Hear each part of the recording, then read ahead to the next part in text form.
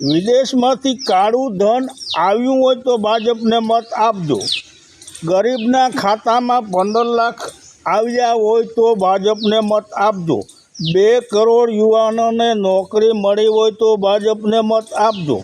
ખેડૂતોની આવક જો બમણી થઈ હોય તો ભાજપને મત આપજો। મોંઘવારી જો ઓછી થઈ હોય તો ભાજપને મત આપજો। કેમ કે આ તો ગારંટીની ગારંટી હે, ગારંટી કી ગારંટી, ગેરંટીની પણ ગેરંટી છે। માટે આ બધું જુઓ, આ શું થઈ રહ્યું છે। આ બધું થાય તો હું પણ ભાજપને મત આપું। જય માતાજી। હે બસ એ પૂરું વાતાવરણ પૂરું થઈ ગયું ને પૂરું। હે શોર્ટ જ હોય, મુદ્દા પૂરા થઈ જાય એટલે પૂરું।